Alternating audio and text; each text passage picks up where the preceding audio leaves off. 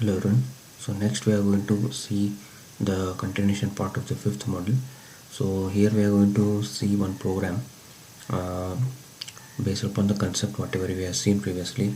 So the description is: write a program continuously to get the 8-bit data from P0 and sends it to P1 while simultaneously creating a square wave of 200 microsecond period on P2.1. Use timer 0 to create the square wave. Assume that XTLA is external oscillator frequency is 11.0592 MHz. So this is the description is being given for the problem. So now we are going to see how actually it is going to work. So as it is been given, the 200 microseconds is a period. So in the total one period, if you want to consider the high part of that one, so obviously we will be getting the 100 microsecond, and we need to divide it by the concept where we know like 11.0592 megahertz divided by 12. So that is the oscillator frequency we need to divide. Then 100 divided by 1.085 microseconds, where this 1.085 microseconds we have got is, so we are dividing 11.0592 megahertz divided by 12. So then we are going to get this value. So when you divide 100 divided by 1.085 microseconds, obviously we will be getting 92. So this 92 will be the value we will be storing on the TH0. So that is the maximum count we are going to have. So the timer 0 mode 2, in the sense it is auto reload mode we are going to operate in. The timer 0 is going to be operated in a auto reload mode. So next it is going to start with the ORG00H, then it is going to jump ljump main. So you can see here directly we are jumping to the main. So where is that main? So you can see, so I have the next slide. So you can see here the main is written here.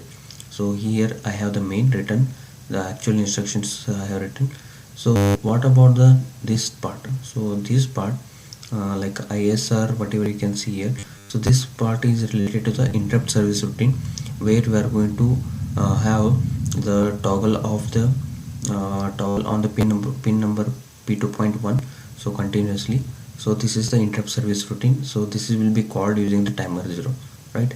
So this is the interrupt service routine we have, and this will be continuously making the high and low pulses and toggling of P2.1. So when you directly take the ljump main, so here at the 30H we are starting with our program. Move T mode 20H, sorry 0 to H. So 0 to H in the sense it is going to operate in a timer 0 and mode 2. Then we are loading with the P0 as FFH. So we know like P0 loaded with FFH, in the sense we are making this as an input port. Okay, then move TH0 with the -92. So whatever the previously calculated value we have obtained, so this one we are loading into TH0. So next is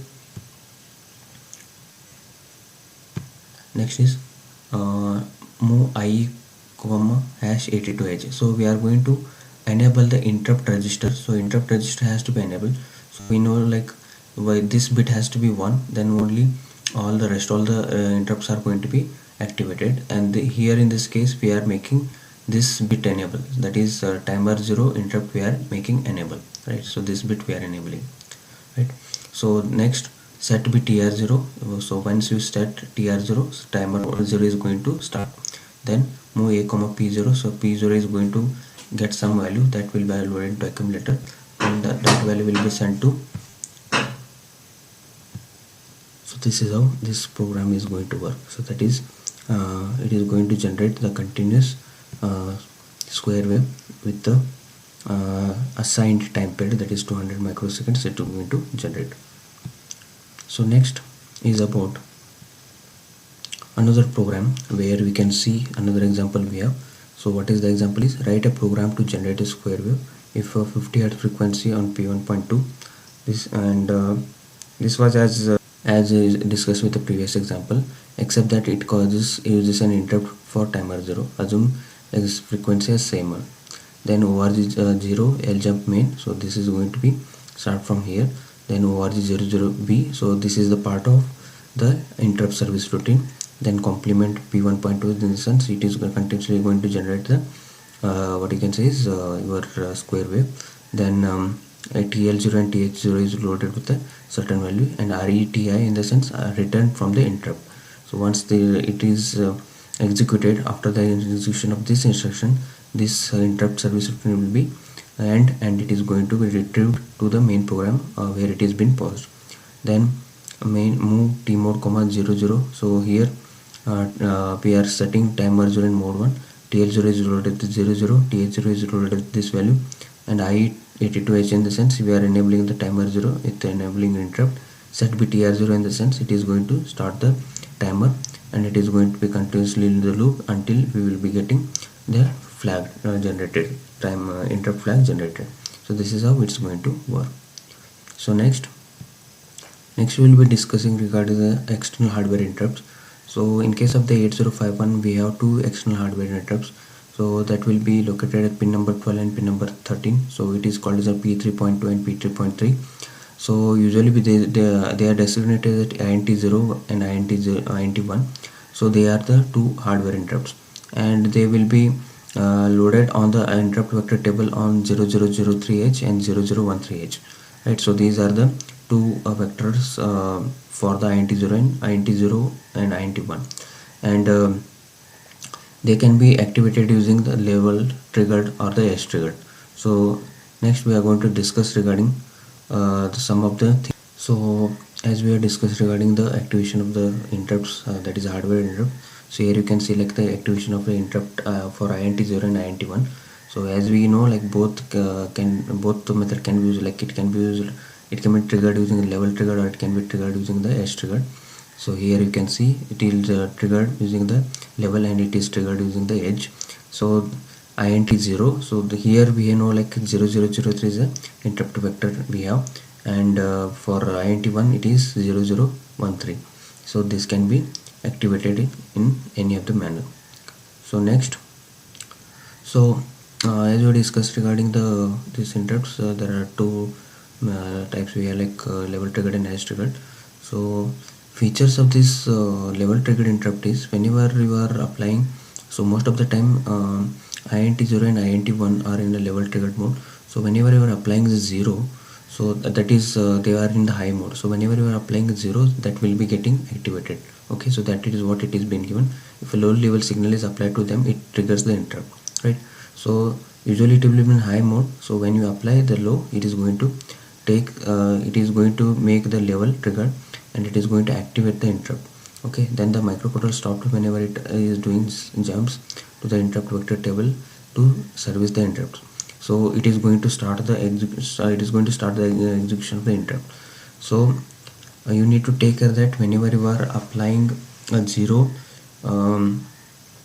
and for the level triggered interrupt, so it has to be kept as much of the time that much you needed for the execution of the interrupt. So if you are exceeding with the 0 level, then it is going to allow the other interrupts, and there will be messing up causes in case of your microcontroller. So that's what it's been given. The low level signal at the INT pin must be removed before the execution of the last instruction of the ISR or RETI. So before the end of these two instructions, you need to remove the 0, so that you will not be allowing any other interrupts. Okay, so this is called level trigger or level activated interrupt, and is default upon reset of the 805. So next we are going to see an example. So here it is, assume that INT1 pin is connected to a switch that is normally high. Whenever it goes low, it should turn on LED. The LED is connected to P1.3 and normally off, and when it is turned on, it should stay on for the fraction of a second. As long as the switch is pressed low, the LED should stay on. So here in this case, we are having an example, so where we are going to activate the LED based upon the switch, and the switch is going to be operated during the interrupt. So what they are asking is, here switch is normally high, that is it is high in mode. So when it goes low, then interrupt will be activated, then it is going to turn on the LED. The LED is connected to P1.3. okay, and it is normally in off position, and you need to make it on. So it is in off position, and you are going to make it on, and when it's turned on, it should stay for a fraction of a second as long as the switch is pressed low. the LED should stay on. So it has to be stay on as the for a fraction of a second, as long as your switch is it is switched on, then otherwise it's going to be off. So we're going to see what how the actually this is going to be worked out. So this is what you can think as a switch, and it is connected across the interrupt, and P1.3 we are having the LED. So when you are when you are making it low, it is going to it is going to activate the INT 1 pin, and it is going to in turn it is going to activate the P1.3, that is it is connected to LED. So we are going to see how actually it's going to work. ORG0H ljump main. So we are going to go directly this main program. So here we have written with the interrupt enable register is activated. So using these bits where it is going to activate this bit is going to activate the interrupt, and it is going to activate the external interrupt 1. So this is meant for, like, this bit is meant for the external interrupt 1, right? So that we know, like, there are different, these bits represents different what you can say is interrupts what we have in case of our controller, and it is will be there, this loop will be there until you will get one interrupt, then it is going to come out of the loop.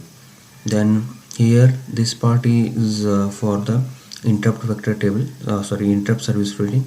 So where it is written from the address 0013. So we have seen previously like 0003H for the INT0 and 0013 for the INT1. So here set P1.3 in the sense we are making all LED on, since P1.3 it is connected to LED. Then we this part is meant for, these two instructions are meant for certain delay. So R3 is loaded with 255, and which is continuously decremented, and it will be there in loop for a while. Then once it is and from the execution it is going to come out, and it is going to clear the LED. So this is how this program is going to work. Here it is going to make on, and here it is going to make off. And once you are executing RETA, you are going to come out of this interrupt service routine. So this is how it's going to work. So next is about as we were discussing about INT0 and INT1. So as if you want to make the INT0 and INT1 to be yes triggered, so we need to configure the TCON register. So we know, like, we have a control register, so we need to configure it. So TCON register holds, among other bits, the IT0 and IT1 flag bits that determine the level or S triggered mode of the hardware interrupt. IT0 and IT1, like they are there in TCON register, and they can be configured on TCON 0.0 and TCON 0.2. So we can see here.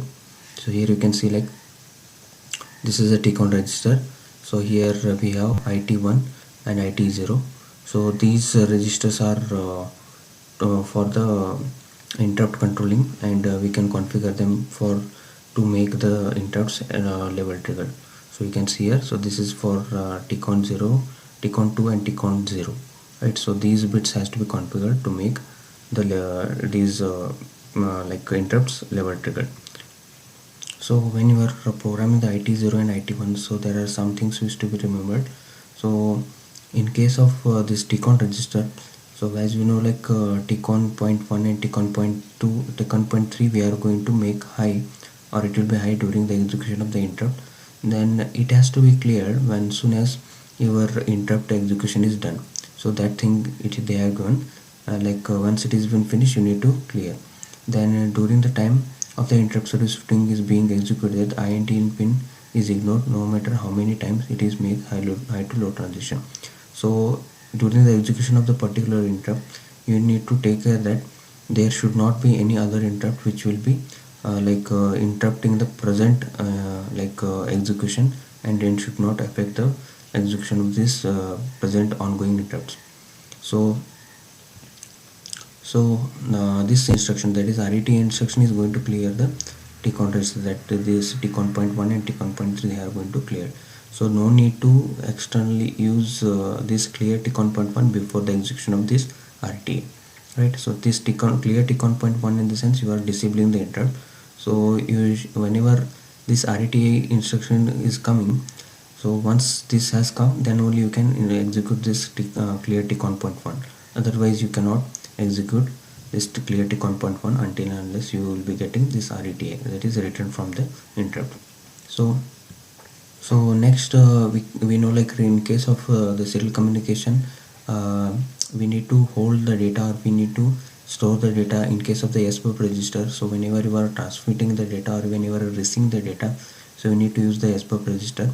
So with this SBUF register, there is a main part of this TI and RI register, that is transfer interrupt and received interrupt. So this TI interrupt is going to indicate that whatever the data you are transmitting, it will be transmitted with the stop bit, and all the data which is there from this SBUF, it is going to be transferred, and SBUF is ready for the next data. So similarly, in case of the RI, whatever the data it is receiving on the SBUF register, that will be totally received with the stop bit. It is indicated by this RI register, that is RI pin, that is called as a received interrupt pin. So next concept where we are looking into how actually this RI and TI works. So they are in case of the 8051 register, so whenever you are getting TI, that is for transmission or the reception, so these together, or if one of them is activated, so it is going to lead you to the interrupt service routine, that is 0023H is going to be executed, that is ISR routine is going to be executed. So it doesn't matter which is whether either you are transmitting, interrupt is for the transmit, or it is for the receiving. So in any of the cases, this interrupt service routine or ISR will be activated. So next we are going to look into a program. So write a program in which 8051 reads the data from P1 and writes it to P2 continuously, while giving a copy of it to the serial COM port to be transmitted serially. Assume that XTL1 leads 11.05 into set a baud rate of 9600. So this is what the description is given. So we are going to be we will be coding according to this. So org00h ljump main, so this is the main program where actually we'll be starting. org23h, then ljump serial. So serial, here we have written the on serial, like here at this point we will be writing the ISR routine. So interrupt service routine is written. Then we are going to start actual program from the 30h location. So we can see here. So according to the description, we write a program in which 8051 reads the data from P1. So P1 needs to be input port. So 0FFH we are sending, in the sense it is going to be input. Then move T mode 20h, since we are making this port to be operated in a timer 1 mode and auto reload mode, we will be sending 20h. Then TH1 has to be loaded at a certain value because it is in auto reload mode. Then SCON register has to be given with the 50h, since we are transmitting certain data with 9600 baud rate to the external peripheral, and it has to be communicated serially. So according to that concept, we will be having one start bit and one stop bit, and data enabled, so 8-bit data and transmission enabled. So for this we need to have the 50h. Then move IE comma this value, so it is going to start, or you can say initiate the interrupt. Then set TR1, it is going to start the timer. Then move A comma P1, in this P1 in this sense, it is going to get the some certain data which is there on P1 port, that is loaded into accumulator. Move SBUF comma A, so accumulator is loaded with accumulator's content loaded to SBUF register. Move P2 comma A, so accumulator content is taken into the P2. So according to the description, we need to take certain value, and that has to be serially communicated, and similarly that value has to be taken to P2 port. So that is what they have done. Then sjump back is going to be repeated. So during this, for the transmission serial communication, we need to go for this instruction. So here you can see in the subroutine written how actually it's going to work. So the subroutine is written, interrupt service routine is written on the 100h location.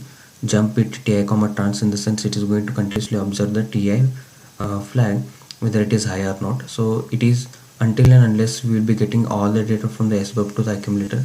so it is not going to be activated. So once it is going to be activated, we are going to like clear it. So you can see here it is going to be cleared here. Then we can clear the RI also, and it is going to return to the main program. That is, it is going to be written from the interrupt service into the main execution program, and all the data we are going to obtain. So this is how it's going to work. So next we have one more example where there is a little modification. So as it was with respect to the previous one. So in case of the previous one, we are just going to have the data obtained and it is going to be communicated serially. But here in this case, they have literally told like the communication is happened and where it is going to happen with.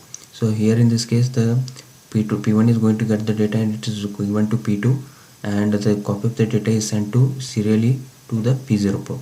So the same condition, 11.05 into megahertz frequency and 9600 baud rate it is going to have. The same concept we can see like OR00H LJ main. Then here it is going to start with on the 30H we need to have P1 loaded with the FFH since it's going to be input. Then T mode 20H timer 1 auto load. Then 0 FDH, in the sense it is going to make the like communication for the 9600 baud rate. SCON 50H 8-bit, so, and one start bit, one stop bit. Then IE, it is going to enable the interrupts, and for the serial interrupt it is going to be activated. Then you are going to start the timer. Then accumulator is going to loaded with the data coming from the P1. That data is taken to P2. Then SJB back, in the sense all the whatever the data it is getting, it is going to be repeat the same steps. Then here in this case, the continuous TIF log is going to observe unless all the data is obtained. Then the data obtained is given to accumulator. Then the obtained data from the accumulator is taken to P0. So this is how it's going to work. Then rest all, once the data is obtained, you need to clear TIF flag, and once all the data is transferred, it is going to clear. Once the data is transferred, it's going to clear the TIF flag. Once the data is received all, then it is going to clear the RI flag. This is how it's going to work. So next we are going to discuss about the interrupt priority. So as we have discussed regarding the interrupts, whatever previously we have seen the different types of the interrupts, like hardware interrupts we have, like timer interrupt and timer 0, timer 1, external interrupt, like that. So they have the priority. So this is the priority level. So this is at the highest priority. External interrupt 0 is at the highest level. Then interrupt 0 is at second. Then external interrupt 1. Then timer interrupt 1. Then serial communication. So this is the what you can say the priorities of the different interrupts whatever we have. So this is about the interrupts concept. So next we are going to see some of the things in next video. Thank you.